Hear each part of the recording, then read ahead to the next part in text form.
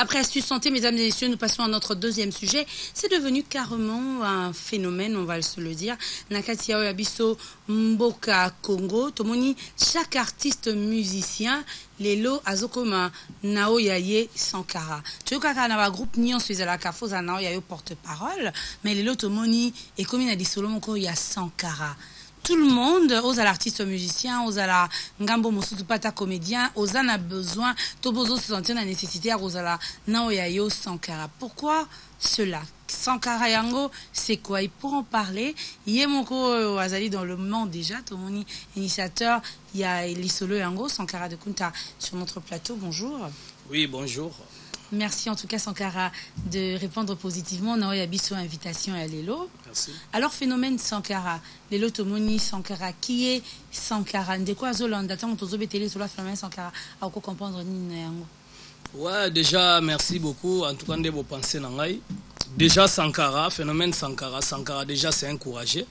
Au moins là on a minute yo batebele ba na ba volonté autant ba classe même sous situation financière ba minerval et permettagité. Donc Sankara il faut manifester tout d'abord courage. Tant on manifester courage je que bon na minute temps minerval et simbité na l'optionine. Oko comme mécanicien, oko comme même sous moi peintre, oko comme sous menuisier, oko comme même sous agisteur, oko comme même sous mukala, oko comme appelle directeur du bureau, oko comme appelle courage ndengo mona ke batu na un phénomène moko mutatangité ma manifester courage pas suivi. Donc yango mona ka to lo bara misu makasi ndokiti. Donc c'est ça phénomène Sankara. Mais mettons tout le monde déjà wana batming bazo tia phénomène Sankara na phénomène na momo ko lobi mingi mukala wana. Mon yezo alikuwa moi synonyme ya ça, mukala petit abitinda, yezo la Sankara, yezo la pe lokwa synonyme ya mendiant ndenge loba mingi. Bon, Sankara déjà synonyme déjà ya, il faut dire Sankara déjà c'est encouragé. Donc synonyme à Sankara, il faut être courageux. Donc nous mona ke na minito yo naza ko encourager mingi ba jeune ke na minito situation pesi mobulu kola la te kozala paresete. Moi je félicite bana nguba bana sirage bana ina lelo baba na manzaka batangile ngongu tute ba beauté chinoise ali mais o mona batu pena porte azo chape batu ba verni a chape na basil. C'est ça Sankara. Donc tous ça batu biso défendre netinga na yaki déjà porte-parole ka te menazo défendre wera. De wera son ninga zawana azala bien azala mabe pas Sankara aza bien et puis na ena convaincre bino bo comprendre ndingo mona ga msusu mutu mswa kozala ga msusu abomi mutu me aza pe na droit ko avocat ya ko sambelela ye. Donc ndeo to mona na ba gouvernement le loko mi phénomène o mona msusu son excellence la mère Mende soko sakani na gouvernement be république o mona ya bimi ndenge siko to le Sankara bozo za la paix neti ne. Hein, à la cause principale, il y a ba polémique, monsieur Zosalema entre artistes, Marambu mingi pe à ma bezo Zosalema na ba orchestre na biso, mingi ba Sankara ya ba orchestre ne bazo la na problème wana. Non, à la base même. Base déjà ça no bango ba artiste, base ça no ba porte-parole côté. Et ça, les artistes, ils sont provocateur. Mais non, mais à niveau à qui Sankara, Tobo Sanate, à niveau à Belé à Makambo, Bossala, combien il faudrait que titiller artiste, n'engagni Borola qui s'est na Mosapio Moko Lobi Ango, aux en a raison, en a tort, au Koumisa, au Kakae, au créer polémique, au créer désordre. On est non seulement connu un artiste, mais ça peut connu côté à population. Disons, tant on a solo bako Koumisa artiste, c'est ça, on a Koumisa artiste, n'a pas œuvre artiste à Zosala. Et alors, on a minute toto, Hollywood. Tant Sankara yana bige no biso ka mutu to na des trophées auto zuna Amérique o ezate ke ba journaliste ba sangani ba pesi po mso baliaki cheyo botan na koloba ningo na mutu mso mona biso to na Hollywood tem so Sankara chrétien na chrétien mais je dis la vérité.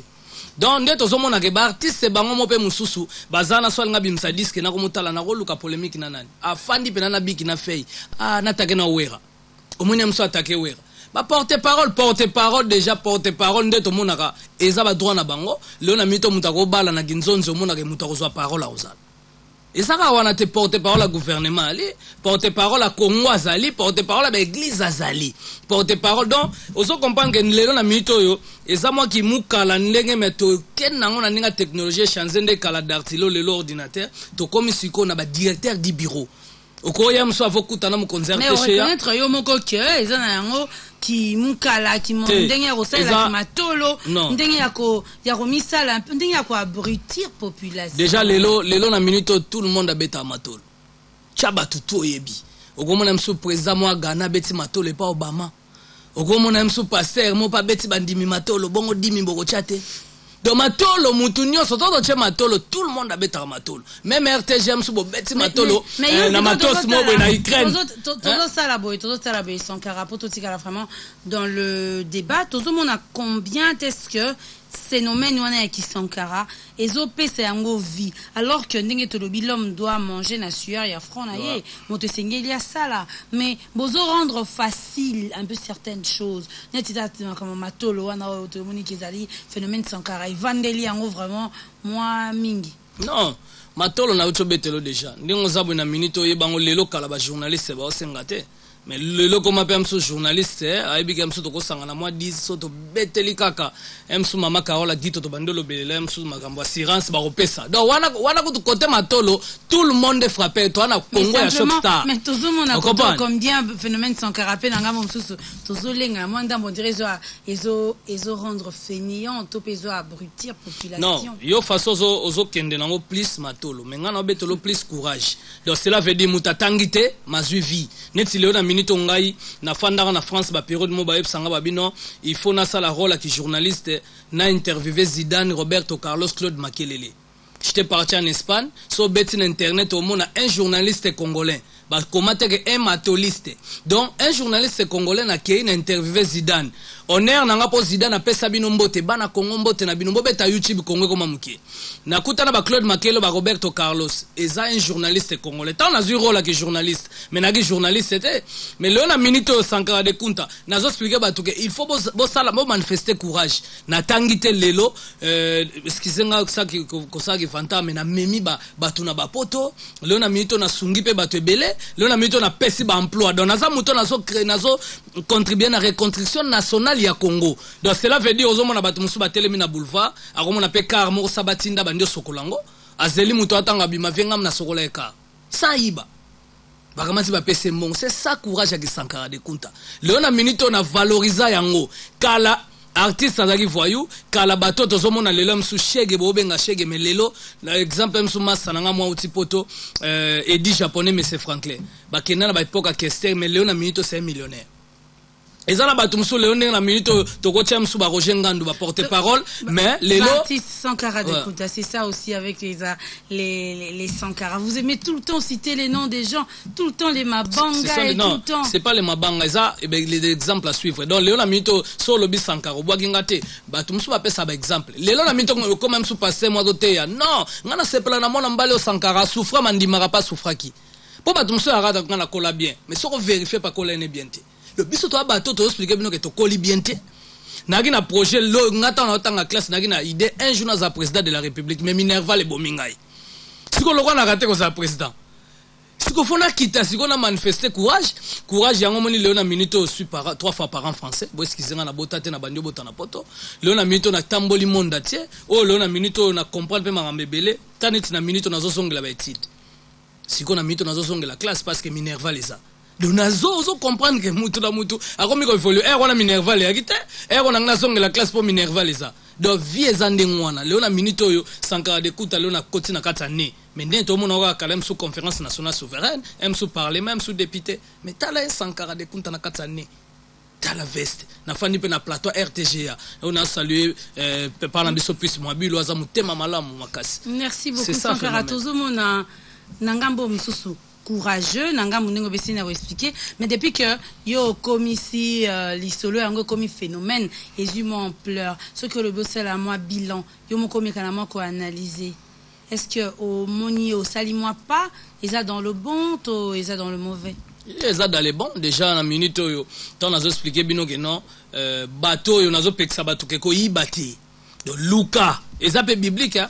On comprend na ba Matthieu 7:7 pour comprendre donc ngana zo expliquer ka jeune nazo pesa ka jeune moral na pesa ka jeune courage que ozwa game soutan otanga te pour ba para ba na situation mobulu ko kanga maboko te ko se laisser faire te manifester courage donc ko yibate lukelo mo ro sala lo na minute yo o mona msu cameraman na filmer biso le localiser ga msu fotangela obina nchik mais mutu msu le ko ke moi formation mo accéléré o moni pa msu normal qui journalisme kalé ga faut pe na mutu mo vous savez mais lo na minute ba animateur télé pe ba komi ma ebine pe français te o ka tuna nganini et la courage na donc vous comprenez que nazo expliquer bino que lelo Sankara de Kunta lobi nde na bonde na ozonge la classe na ba ambition pe msusu lobi amsuna comme premier ministre amsuna remplacer son excellence Matata Ponyo et ça ba idée mutu na mutu tout donc il est permis à tout le monde de rêver ndongo fandia osuka kaka te po ba nani mama na biso akomi ministre genre famille ba Patrick Mouyaya donc on comprend que ça n'est pas et ça vraiment vision et ça la monnaie netomoni combien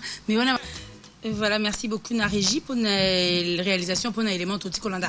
Kasi Sankara de Kunta Tomoni Sankara nangambo mosusu porte-parole, nangambo mosusu avocat, nangambo mosusu artiste musicien, nangambo mosusu danseur. Monité que ils ont embrassé ba lièvre et belé à la fois. Il y a du méli on ne sait pas facilement te reconnaître. Bon, au moins le lom sous na minute au rosa journaliste na RTGA.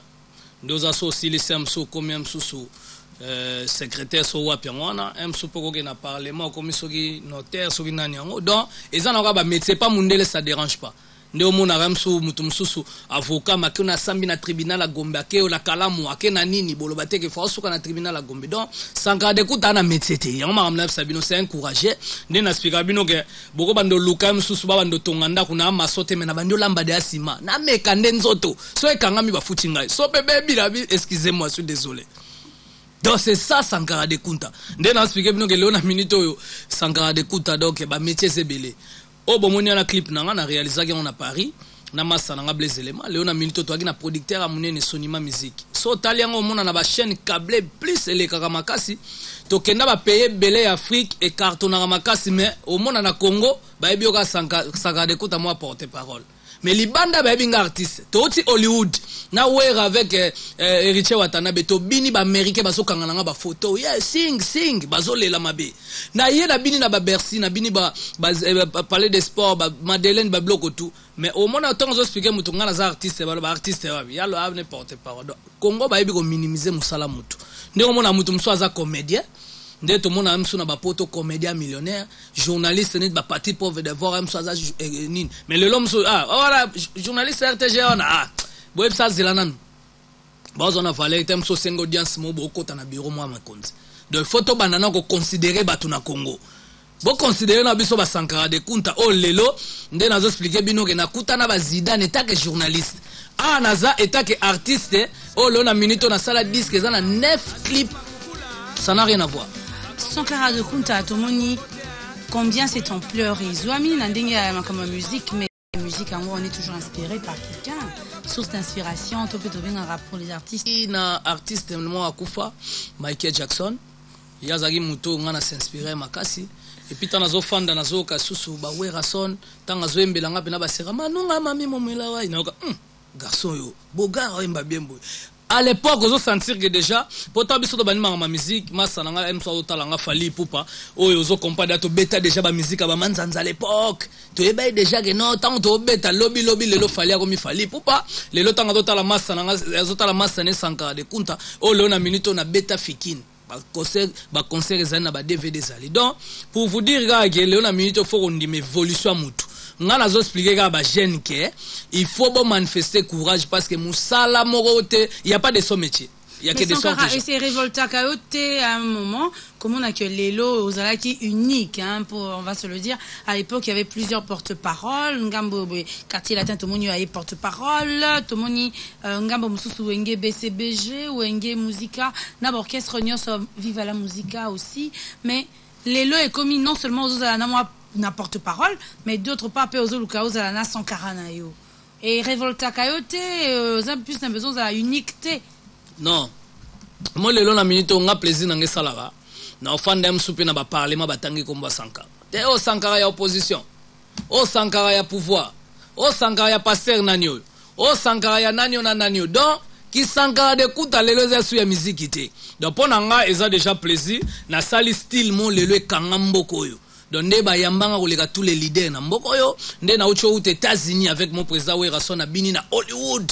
Donc eza ba archive mo leo na minito na zamutu na bini ba Bercy ba sali mitike belé. Donc tant na mona ba porte-parole musu ba bimi pona ngeza plaisir makas na fanda pe musu na Hollande ba nga bia te courage un jour musu ba comme un peu millionnaire le roi ngai parce que moni verbe ko bongota président je bong chi bong il bong donc eza makambo courage na nenga classe na zuité siko faki na fande pas biso mama biso la fufu moi muneno nde le fa non mais on a dans un sous Sankara comme je l'avais si bien expliqué les lobana mingi to ba jeune mingi quand tu le dis comme ça très haut et ça la question incité ba jeune mingi ba boya kutu ko landa makambo ya classe ata ce qui opportunité pesa mali bango parce que réussir dans la vie on impression so pesa entrer que ça plus facile au moni tango zakara na ba courage na yo tu sais facilement être en contact avec des grands oser biko ça la qui Sankara malamu tu réussis facilement. Voilà pourquoi je disais que Sankara ezo induire batope mingi en erreur phénomène ango. Non, ezana batumsu papa na mama bazana mbongo ebele même sous moi naza envoûté par les mauvais esprits atange classe te. Ba mauvais esprits zo kimiseka. Ouais, zo senga délivrance. Mais biso toza batu oyo mbongo ezalaki te. Mais tant mbongo ezalaki te naki na volontaire otanga. Alors kwa mutu moza na petia kolia na volontaire kolia me biloko emonani te. Keka mbamo na jeune prière. Donc yango nazo expliquer bino que Sankara de Kunta za mutu oyo lelo minerva le yalaki te difficulté otanga ba classe na moni que te j'ai fait la pédagogie na sukiti na 5e humanité leo na minute je sais écrire je sais lire na ebine na ko se défendre lobil ne na mu na zongela na sala autodidacte parce que il faut na zo diplôme na ngana continuer université pour na yokota maramba politique na ko ma premier ministre donc eza ba ambition na ba idée eza ba ambition ba idée to moni pe na kati ambition moko ya Sankara de Kunta ya zo ki interview na Zidane na Makelele tokoeba kolonda yango compréhension Kunta pesa limbote na Zidane Zouzou tozala Zidane donc les Zouzou oyo kaka Zidane yeyo bala kin bo comprendre ni niveau commis donc boko comment te pas mon Zidane en personne les grands footballeurs les grands joueurs du monde dans la minute bala Brazza bala Congo botala niveau ni Sankara komi nango yo mona Zidane yo nani botala siko Zidane yeyo si on coupe au monde a été si tu ne vois pas Zidane c'est un péché on se comprend dans la minute on a au monde Zidane na reposer Zidane ba question bala kin bala Brazza dans la minute on a reposé Zidane dans la Zidane va d'aller Sankara sobina dans la minute on comprend l'évangile ali Sankara de Kunta avec Zidane dans le niveau la commune nango oh Seigneur au secours ouais Zidane j'ai l'honneur de vous rencontrer aujourd'hui en tout cas je suis fier de moi-même et puis je suis fier du peuple congolais. Fier aussi des peuples brazzavillois. Donc je voulais vous demander, vous poser juste une question. Si vous avez commencé le football à quel âge quoi? J'ai commencé comme tout le monde, très jeune dans la rue et voilà quoi. Dès le plus jeune âge, c'est la seule passion que j'avais, c'était de taper dans un ballon. Et c'est pour moi aujourd'hui être professionnel, c'est vraiment quelque chose de magnifique. Donc Zidane, je voulais aussi vous poser la question. Si par exemple aujourd'hui vous avez un conseil à lancer notre ami qui nous suit, aux amis et puis des enfants de la rue comme des Chegué, nous on se nomme les Chegué, donc ce sont des enfants de la rue donc, qui veulent un jour devenir des joueurs comme vous, des grands stars comme vous. Quel est votre secret professionnel? Je ne sais pas, donc si vous avez un mot à dire. Le secret, il n'y a pas de secret. Je pense que ça vient petit à petit. Le seul truc, c'est que quand quelqu'un aime faire quelque chose, il faut qu'il le fasse à fond. Et il faut qu'il travaille, qu'il soit sérieux. Et je pense qu'un jour, quand on a envie de faire quelque chose, quand on veut, on peut. Et quand on a vraiment envie de faire quelque chose et qu'on a certaines qualités, on peut devenir professionnel. Mais c'est vrai qu'on peut pas dire ça parce qu'il y a beaucoup de gens qui aimeraient devenir professionnels, il y a beaucoup de gens qui veulent devenir professionnels. Et c'est vrai qu'à l'arrivée, il y a très peu d'élus. Mais le conseil que je donne à tous ces jeunes, parce qu'ils ont l'envie, et surtout les Africains, ils ont cette envie-là, c'est quand ils ont un truc derrière la tête, c'est qu'ils le font à fond, et ça c'est bien. Voilà, là on vient de voir l'élément réalisé par Sankara de Kunta Ngambo Sankara Katia Courage, Sankara journaliste. Ouais, Sankara journaliste, héros kutu. Na kokuta na ba Zidane na kutu français koli ale lote. On a luka na vous il tina ko c'est ça la phrase. Donc bon comprendre que eza makambo courage. Ba bengisenga wana Zidane ayika kutana na journaliste mo wa munene ya Congo donc na représentant ke bino ba journaliste.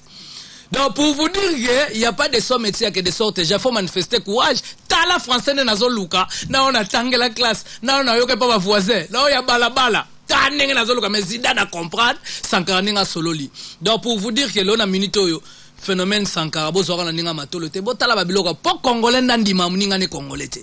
Babiloko we pa mundele nga balakisanga ti na télé foot na France na TF1 et wana Roberto Carlos.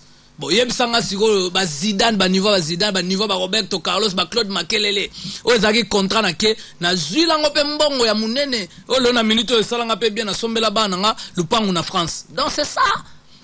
Et ça ba courage lona minute ndenge na lobage saka de kuta na bota te na Congo po chakwa bota na kibombu te. Na moni kenga na souffra ki bana ba ya ko souffrir comme le roi premier épisode deuxième troisième. Na boba souffrir na boti na France. C'est zangai.